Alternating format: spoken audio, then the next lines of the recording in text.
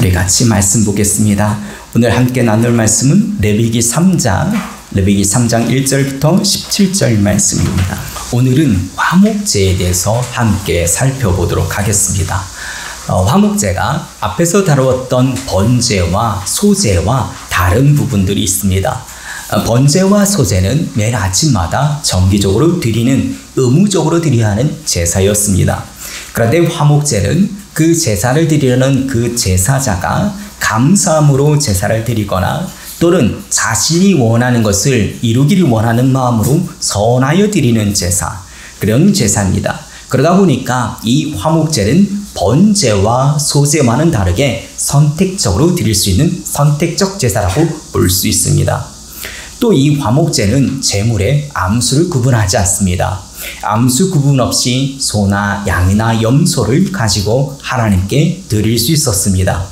그리고 또 이 화목제가 앞에서 이야기했던 번제와 또는 소제와 가장 큰 차이점은 이 제물을 가져온 이 제사자가 그 드린 제물의 고기를 일부를 먹을 수 있다는 것입니다. 앞에서 살펴보았듯이 번제는 제물의 전체를 다 불살라서 하나님께 드립니다. 소제는 한 줌의 제물만 기념물로 태우고 나머지는 제사장에게 드립니다. 그런데 이 화목제는 제물의 일부만 태워서 드리고 그 일부는 제사장이 먹고 또 그 일부는 제물을 가져온 그 제사자들과 그리고 그의 친지, 그의 이웃 사람들이 함께 나눠 먹었다는 것입니다. 그러므로 이 화목제는 번제나 소제와 다르게 함께 그 제물을 나눠 먹는 즐거운 축제의 시간이었습니다. 이런 화목제는 하나님께서 사람과 하나님 사이를 화목하게 만들기 위해서 만들어주신 제사입니다. 이 세상에 있는 모든 사람은 아담의 후손으로 말미암아 태어날 때부터 원죄를 가지고 태어납니다. 그러므로 이 땅에 있는 모든 사람들은 그 원죄로 말미암아 하나님과의 관계가 단절되어 있습니다. 하나님께서는 이런 사람들을 긍휼하게 여기셔서 이런 제사제들을 통해서 하나님과의 그 관계가 단절됐던 그 관계가 다시 온전하게 화목하게 회복되도록 이런 제사제들을 만들어 주신 것입니다. 하지만 이런 가축의 그 피 흘림의 이 제사는 모든 사람의 죄를 영원히 깨끗하게 해결할 수가 없었습니다.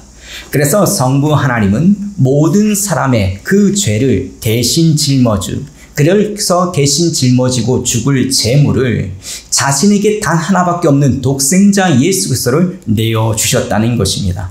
그래서 하나님께서는 하나님과 사람 사이에 영원히 화목할 수 있도록 바로 자신의 독생자 예수를 통해서 그런 일을 행하여 주셨습니다. 우리 골로새서 1장 20절에서 22절 말씀 함께 봉독하겠습니다.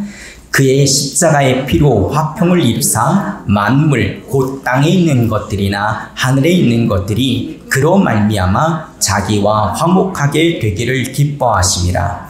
전에 악한 행실로 멀리 떠나 마음으로 원수가 되었던 너희를 이제는 그의 육체의 죽음으로 말미암아 화목하게 하사 너희를 거룩하고 흠없고 책망할 것이 없는 자로 그 앞에 세우고자 하였으니 만일 너희가 믿음에 거하고 터 위에 굳게 서서 너희 들은 바 복음의 소망에서 흔들리지 아니하면 그리하리라. 이 복음은 천하 만민에게 전파된 바요 나 바울은 이 복음의 일꾼이 되었노라. 아멘. 예수 그리스도의 십자가의 보혈로 말미암아 하나님과의 막혔던 그 관계가 화목한 관계로 화평한 관계로 바뀌게 되었습니다. 그러므로 우리는 이 거룩하고 흠없는 정말 책망할 것이 없는 의인이 되어진 것입니다. 이 모든 과정은 우리의 공로나 우리의 수고가 아닌 그 어떤 공로 없이 일방적인 하나님의 전적인 은혜로 이루어졌다는 것입니다. 그래서 우리는 그런 하나님께 당연히 감사를 드려야 하는 것입니다.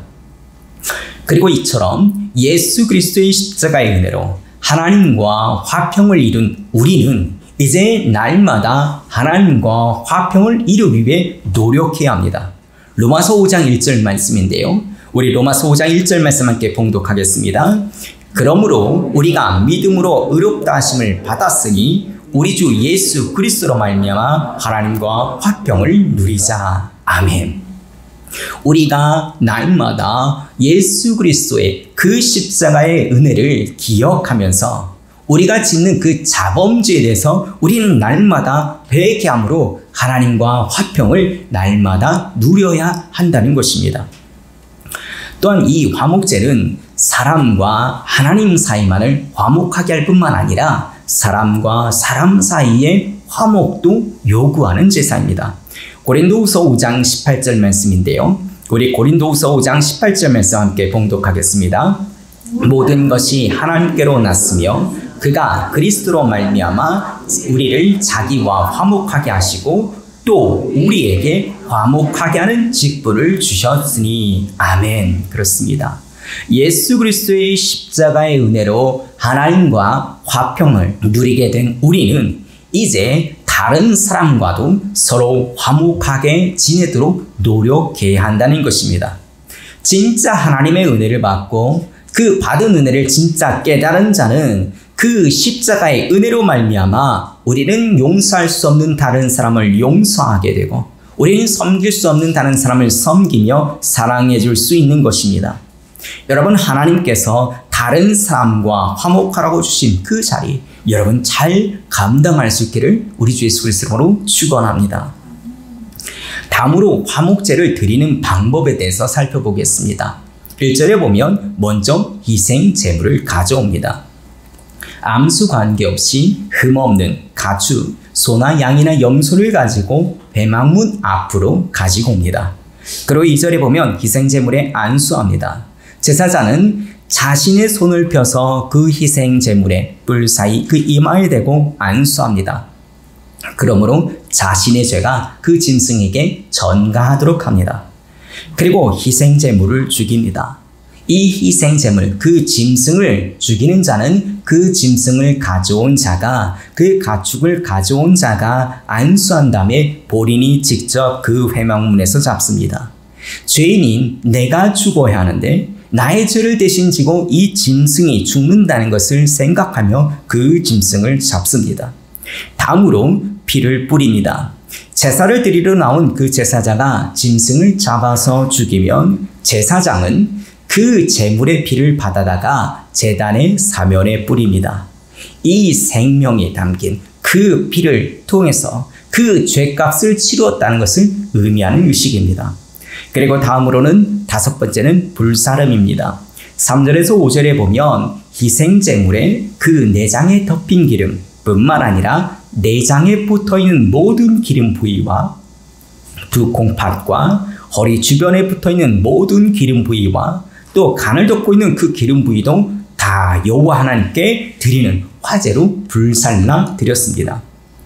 참고로 여기서 지금 얘기하는 그 기름은 동물성 기름입니다. 앞에서 소재에서 이야기했던 그 식물성 기름과 다른 것입니다. 이 화제에서 나오는 화목제에서 나오는 이 동물성 기름은 모두 화제로 불살라서 하나님께 드려야 했습니다. 우리는 이 기름 하면은 삼겹살의 비계 부분을 생각하면서 이거 건강에 좋지 않으니까 콜레스테롤 높아지니까 라고 생각할 수 있지만 사실 여기서 이야기하는 기름은 약간 마블링처럼 아주 기름지고 아주 맛있는 부위를 이야기합니다. 이 부분은 매우 귀했습니다. 매우 소중했습니다. 지금 이 부분을 하나님께 불살라 드리라는 것은 하나님께 가장 귀하고 소중한 것을 하나님께 드리라는 의미가 담겨 있습니다. 이전의 제사에서도 그렇지만 이 제물을 우리가 드릴 때는 나에게 남는 것, 내가 쓸모없는 것, 그냥 잉여를 드리는 것이 아니라 나에게 가장 첫 번째 소중하고 귀한 것을 구별하여 하나님께 드리라는 의미가 담겨 있습니다. 다음으로 화목제를 드리는 방법은 잔치를 합니다. 화목제물로 하나님께 드리고 그 남은 고기를 당일에 그 제사를 주관했던 그 제사장과 뿐만 아니라 자신의 가족 그리고 자신의 주위에 있는 가난한 사람들과 함께 더불어서 나누어 먹으라고 말씀하셨습니다. 화목제가 바로 다른 제사와 다른 가장 큰 점이 바로 이 하나님과의 관계가 화목하게 되었으므로 그 기쁨으로 인하여 그 재물의 고기를 이제 다른 사람과 함께 나누며 그 화목의 기쁨을 너희가 서로 나누라는 것이 담겨 있습니다. 그리고 이런 화목제는 또 여러 가지 종류가 있는데요. 재물의 종류에 따라 구분해 볼 수도 있고 또 제사를 드리는 성격에 따라 구분해 볼 수 있습니다. 먼저 오늘 본문에 보면 재물에 따른 분류가 나옵니다. 1절에서 5절에 보면 소로 드리는 화목제, 그리고 6절부터 11절에 보면 양으로 드리는 화목제가 있고 또 12절에서 17절에 보면 염소로 드리는 화목제가 있습니다. 이처럼 재물을 다양하게 정하신 것은 그 제사 드리는 그 제사자가 자신의 형편에 따라 드릴 수 있도록 하나님께서 배려해 주신 것입니다. 그러므로 형편이 없다고 어렵다고 해서 제사를 안 드리면 안 되는 것입니다. 각자 형편에 맞게 하나님께 온 마음과 온 정성을 다해 드리는 것이 너무나 중요합니다. 하나님은 재물의 크기가 아니라 재물을 드리는 그 드리는 자의 마음을 너무나 중요하게 보십니다. 순전한 마음으로 하나님께 드릴 때 하나님은 흠양하여 받으십니다. 또한 우리가 재물을 드릴 거에 이 재물만 드리는 것이 아니라 우리는 우리 자신을 산 제물로 하나님께 드려야 합니다. 우리가 우리 자신을 산 제물로 하나님께 드릴 때도 우리의 환경과 우리의 형편이 좋지 못하고 우리를 통해서 하나님께서는 일을 하시지 못할 거야. 나는 하나님께 쓰임받기는 어렵소라고 생각할 필요가 없습니다. 진짜 우리가 우리 자신을 진심으로 하나님께 온전히 드리면 하나님은 아무리 부족하고 아무리 연약할지라도 아무리 절망적인 상황에 있을지라도 하나님은 하나님의 위대한 일을 우리의 삶을 통해서 나타내실 것입니다. 왜요? 하나님이 위대하시니까요. 하나님의 그 말씀은 하나님의 언약은 반드시 성취되기 때문에 우리의 상황과 우리의 형편과 상관없이 하나님의 위대한 일을 우리는 쓰임받을 수 있다는 것입니다. 마태복음에 기록된 예수님의 족보를 보십시오. 다말, 라합, 룻, 바세바, 죄인이요 또 이방인이요 여인이면서도 불구하고 예수님의 족보에 들어가는 위대한 사람들이 되었다는 것입니다. 우리도 우리 자신을 하나님의 그 위대한 일에 쓰임받는 거룩한 산제물로 드리기를 간절히 소원합니다. 여러분 자신을 하나님께 온전히 드릴 수 있기를 간절히 바랍니다. 진짜 하나님이 기뻐하시는 거룩한 산제물이 될 수 있기를 축원합니다. 다음으로 화목제사를 그 제사를 드리는 성격에 따라 세 가지로 나눠볼 수 있습니다. 첫 번째는 하나님이 베풀어 주신 그 감사의 그 내용에 따라서 감사함으로 하나님께 드리는 감사제가 있습니다. 두 번째로는 하나님께 내가 이걸 간구합니다. 내가 이걸 바랍니다. 그러는 간구하는 마음으로 하나님께 서원하는 그 소망의 의미를 담아서 서원하는 서원제가 있습니다. 또 세 번째는 하나님께 조건 없이 자신의 그 사랑, 하나님께서 자신을 사랑해 주시고 자신에게 은혜를 베풀어 주셨음에 기쁜 마음으로 자원하여 드리는 자원제, 낙헌제가 있습니다. 화목제는 원수의 공격을 받거나 또는 질병으로 고통 가운데 있을 때에 하나님의 도우심을 받아서 내가 그 부분으로부터 벗어나고 내가 자유함을 얻고 내가 치유함을 받았을 때 뿐만 아니라 자신의 잘못을 고백하며 하나님과의 관계가 회복하기를 위해서 드렸던 것이 화목제입니다. 특별히 내가 환난 가운데 있을 때 그 환난으로부터 구원받은 후에 하나님이 나에게 베풀어 주신 그 자비에 감사함으로 드리는 화목제가 바로 감사제입니다. 또한 어려운 상황 속에서 하나님의 도우심을 간구하며 서원하는 경우가 있습니다. 하나님의 도우심으로 간구하며 하나님께 서원하였을 때 그것이 이루어졌을 때 서원자는 바로 서원제로 하나님께 영광을 돌렸습니다. 이런 서원제의 예 중에 하나가 사무엘상에 기록된 한나의 서원을 통해서 알 수 있습니다. 사무엘상 1장에 보면 한나가 하나님께 서원합니다. 만일 하나님이 아들을 나에게 주신다면 그 아들을 하나님께 바치겠습니다라고 사무엘상 1장 11절에서 이야기합니다. 그가 그 서원한 대로 하나님께서는 그에게 사무엘을 주셨습니다. 한나는 사무엘이 젖을 뗀 후에 3마리의 수소와 가루 1에바와 포도주 1가죽 부대로 서원제를 드렸습니다. 이것이 바로 서원제입니다. 다음으로 하나님께서 주신 그 은혜 가운데 감사함으로 내가 조건 없이 하나님을 사랑하는 마음을 담아서 자원하여 드리는 그 제사가 자원제입니다. 이 자원제는 낙헌제라고도 얘기하는데요. 하나님이 베풀으신 그 호의, 하나님의 그 선하심에 대해서 특별한 감사의 제목이 없음에도 불구하고 제사자가 자발적으로 자원해서 드리는 화목제가 바로 이 자원제 낙헌제였습니다. 다음으로 이런 화목제물을 처리하는 방법을 살펴보겠습니다. 화목제물의 일부를 먼저 하나님의 몫으로 태워드립니다. 3절에서 5절에 보면 그 내장 부분과 꼬리 부분을 하나님의 몫으로 불태워서 하나님께 드립니다. 그리고 두 번째 부분은 화목제의 일부를 제사장의 몫으로 드립니다. 7장 11절부터 14절에 보면 무교병, 무교전병, 과자, 유교병 그 예물 중에 하나씩을 하나님께 거제로 드린 다음에 그것을 제사장의 몫으로 주라고 말씀하셨습니다. 또한 하나님께서 화제로 드리고 남은 고기 중에 그 가슴과 우편 뒷다리도 제사를 드려준 그 제사장을 위해서 드리라고 하였습니다.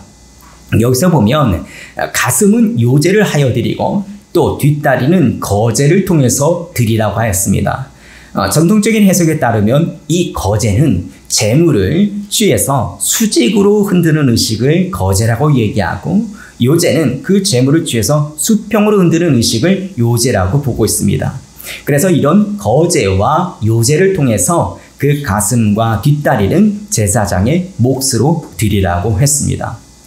이처럼 제사장의 몫을 구별하여 드리는 것은 이스라엘 백성들이 하나님의 일꾼에게 그 먹을 것을 제공하여 줌으로 말미암아 하나님의 백성들이 그 제사장들의 그 색업을 책임지라는 의미가 담겨 있습니다. 그러므로 그 제사장, 하나님의 일꾼들이 하나님의 일에 전념하라는 의미가 담겨 있습니다. 다음으로 화목제물의 남은 부분은 이제 백성들의 몫이었습니다.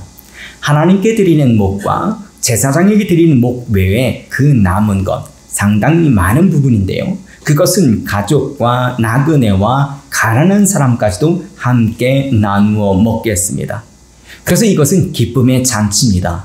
그래서 이것을 애찬이라는 의미가 이 안에 담겨 있습니다.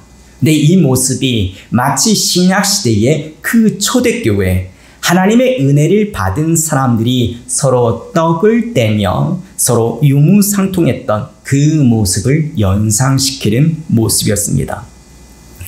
그런데 이런 화목제물을 처리함에 있어서 주의해야 할 사항이 있습니다. 바로 기름과 피입니다. 레위기 3장 17절 말씀, 우리 레위기 3장 17절 말씀을 우리 함께 봉독하겠습니다. 너희는 기름과 피를 먹지 말라. 이는 너희의 모든 처소에서 너희 대대로 지킬 영원한 규례니라. 아멘. 하나님은 여기서 지은 기름, 동물성 기름과 그 피를 어떠한 경우에도 식용, 먹는 것을 금하였습니다. 왜 하나님께서는 그 기름과 그 피를 먹지 못하도록 하셨을까요? 일단 그 동물성 기름은 생명을 유지시키는 힘과 능력으로 보았습니다. 화목제뿐만 아니라 모든 제사에서 기름은 하나님의 몫으로 구별되어졌습니다. 오늘 본문 3절 5절에서 보면 제물의 기름 부분은 다 발라서 번제물에 사르게 하였습니다.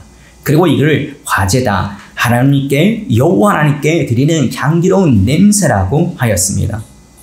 이렇게 함으로 생명을 유지시키는 그 모든 힘과 그 모든 것이 하나님에게 있음을 인정하라는 것으로 볼 수 있습니다. 다음으로 피를 먹지 말도록 하였습니다. 신약 성경에서도 피를 먹지 못하도록 하였는데요. 사도행전 15장 29절 말씀 함께 봉독하겠습니다. 우산의 제물과 피와 목매어 죽인 것과 음행을 멀리할지니라. 이에 스스로 삼가면 잘 되리라. 평안함을 원하노라 하였더라. 아멘. 여기에서 보면 피를 먹지 말라, 또 목매어 죽인 것도 먹지 말라고 이야기합니다. 왜냐하면 목매어 죽인 것은 피가 그 안에 내재되어 있기 때문에 그것도 먹지 말라고 이야기하신 것입니다. 이처럼 하나님께서 이스라엘 백성들로 하여금 그 피를 먹지 말라고 하셨던 여러 가지 이유가 있습니다. 첫 번째는 그 피가 생명을 상징하기 때문에 그렇습니다. 구약시대 때는 피에 생명이 있다고 보았습니다. 그래서 창세기 9장 4절 말씀에 보면 그러나 고기를 그 생명되는 피채 먹지 말 것이라 라고 말씀합니다. 또 레위기 17장 11절에 보면 육체의 생명은 피에 있으며 내가 이 피를 너희에게 주어 제단에 뿌려 너희 생명을 위하여 속죄하게 하였나니 생명이 피에 있으므로 피가 죄를 속하였느니라 라고 말씀합니다. 이처럼 피를 생명의 근원으로 보았습니다. 그러므로 피를 먹지 못하게 한 것은 생명에 대한 귀중함을 알도록 하셨던 것입니다. 또한 인간의 생명이 하나님의 주권에 달려있음을 알게 하신 것입니다. 인간이 인간의 생명을 임으로 처리하는 것을 하나님 막기 위해 생명이 얼마나 소중한 것인지를 깨닫기 위해서 이 피에 대해서 이렇게 하신 것입니다. 그런데 이런 피를 먹지 말라 하는 말씀을 오해하는 경우가 있습니다. 실제로 그런 종교가 있는데요. 출혈이 심한 그 환자에게 수혈을 금지하는 경우가 있습니다. 여러분, 지금 피를 많이 흘려서 당장 수혈이 필요한 환자에게 수혈하지 못하게 하는 건 이것은 범죄입니다. 여러분, 중요한 것은 그런 의미가 아닙니다. 진짜 중요한 것은 그 피에 생명이 있기 때문에 피채 먹지 말라 했던 그 정신이 중요한 것이지 이 피를 통해서 수혈을 금하라는 것은 잘못된 생각입니다. 하나님은 생명을 정말 소중하게 여깁니다. 출혈이 심한 환자, 그 환자를 살리기 위해서 수혈하는 것은 매우 당연한 것입니다. 다음으로 피를 먹지 말라고 하신 이유는 피를 먹는 것이 우상 숭배와 관련이 있기 때문에 그렇습니다. 당시 이스라엘에 있었던 주변에 있던 이방인들은 그들이 우상 숭배할 때 피를 마시는 의식이 있었습니다. 우상 숭배 방식을 따르면 여러분은 잔인해지고 그 포악성을 담게 됩니다. 그리고 결국에는 그 뭔가 있어 보이는 엑스터시스트, 뭔가 그 짜릿함이 있어 보이는 것을 보면서 그들도 동경하고 우상 숭배에 동참하게 되는 것입니다. 그래서 하나님께서는 우상 숭배 방식으로 절대 하나님께 제사하지 못하도록 하였던 것입니다. 다음으로 피를 먹지 못하게 한 이유는 피가 예수 그리스도의 구속의 효과를 예표하기 때문에 그렇습니다. 율법은 죄인에게 죽음을 요구합니다. 죄값을 치르고 그 죄삼을 받기 위해서는 생명을 상징하는 그 피를 반드시 흘려야 합니다. 우리 레위기 17장 11절 말씀, 우리 레위기 17장 11절 말씀 함께 봉독하겠습니다. 육체의 생명은 피에 있음이라. 내가 이 피를 너희에게 주어 제단에 뿌려 너희 생명을 위하여 속죄하게 하였나니 생명이 피에 있으므로 피가 죄를 속하느니라. 아멘. 구약시대에 죄인이 짐승에게 자신의 죄를 전가한다면 그 짐승을 죽여서 그 피를 제단 안에 쏟고 제단 사변에 뿌렸습니다. 그 제단 사변에 피를 뿌리게 함으로 말미암아 죄 사함을 받게 했습니다. 그리고 이런 의식을 하나님이 주신 것은 예수 그리스도께서 모든 죄인들의 죄를 대신 짊어지시고 그 죄값으로 피 흘려 죽을 것을 바라보기 위함이었습니다. 그러므로 하나님께서 이런 구약시대에 이런 제사의 규례를 주신 것은 하나님께서 예비하신 그리스도를 통한 그 속죄 계획을 미리 바라보기 위해서 하셨던 것입니다. 그러므로 정리해보면 하나님께서 피를 먹지 못하게 한 것은 바로 하나님께 속한 그 그리스도인들을 향한 그 속죄 사역, 그 예수 그리스도의 그 속죄 사역을 존중하게 여기라는 의도가 담겨 있는 것으로 볼 수 있습니다. 다음으로 이런 화목제에 담겨 있는 의미들을 살펴보겠습니다. 첫 번째로 이 화목제는 하나님과의 화평한 관계를 표현하는 제사입니다. 하나님께 예배를 드리고 난 후 하나님이 주신 그 예물을 나눠 먹으면서 평안과 기쁨을 확인하는 예배가 바로 이 화목제였습니다. 하나님은 하나님과 이스라엘 백성 사이가 서로 화목하기를 원하십니다. 샬롬의 하나님으로 서로 화평한 관계를 이루기를 원하십니다. 이때에 자신의 감사의 제목이 이루어졌을 때, 또 자신이 소원하는 것이 이루어졌을 때, 또 범사에 감사함을 느낄 때 화목제사를 드림으로 그들이 하나님이 주신 은혜를 더욱 감사하며 더 기쁜 하나님과의 친밀한 화목관계를 유지하게 하셨던 것입니다. 다음으로 이런 화목제사에 담긴 의미 두 번째는 하나님의 은혜를 서로 나누고 서로 확인하는 제사입니다. 화목제사는 잔치입니다. 제사를 드리는 자가 그 제물을 자기만 먹는 것이 아니라 자기 이웃들과 함께 나눠 먹으면서 하나님이 우리의 죄를 용서하셨노라고, 하나님 우리와의 관계가 화목하게 되었노라고 그러면서 서로의 그 기쁨을 나누는 잔치가 화목제입니다. 그러므로 이스라엘 백성들이 서로 화목하게 되어서 하나님의 놀라운 애 가운데 그들이 하나가 되기를 원하셨던 것입니다. 여러분, 신앙은 이론이 아닙니다. 여러분, 신앙은 지식이 아닙니다. 신앙은 삶입니다. 하나님과의 관계가 화목하게 된 자들이 누리는 그 감사와 기쁨의 삶이 우리는 우리의 삶 가운데의 신앙으로 나타나야 합니다. 저는 우리의 삶이 진짜 잔치가 되기를 간절히 바랍니다. 하나님 앞에서 우리의 믿음의 공동체가 서로 화목하여짐을 나타낼 수 있는 놀라운 잔치가 이루어지기를 간절히 소원합니다. 예수님께서 이를 위하여 이 땅에 인간의 몸을 입고 오셨습니다. 예수님께서는 우리로 하여금 하나님과 화목하게 되고 또 서로 화목한 믿음의 공동체, 그 교회를 세워가도록 하기 위해서 십자가에서 자신의 몸을 아낌없이 내어주셨습니다. 이러한 은혜에 감사하여 기쁨으로 하나님과 사람들 사이에서 화목을 나누는 것, 이것이 진짜와 화목제사의 의미라는 것입니다. 그리고 이런 화목제는 신약의 성만찬과 연결이 됩니다. 예수님은 최후의 만찬에서 포도잔을 가지시고 이 잔은 내 피로 세운 새 언약이라고 말씀하십니다. 그런데 이 새 언약이란 말씀이 바로 출애굽기 24장 8절에 나오는 옛 언약의 그 피를 의미합니다. 출애굽기 24장에 보면 이스라엘 백성들이 여호와 하나님의 말씀을 모두 준행하겠다고 약속합니다. 그러자 모세는 이스라엘의 12지파를 상징하는 12기둥을 세우고 번제와 화목제를 드립니다. 그리고 언약서를 이스라엘 백성들에게 낭독합니다. 백성들은 다시 한번 고백합니다. 자신들은 이제 하나님이 주신 그 모든 말씀을 준행하겠다고 약속합니다.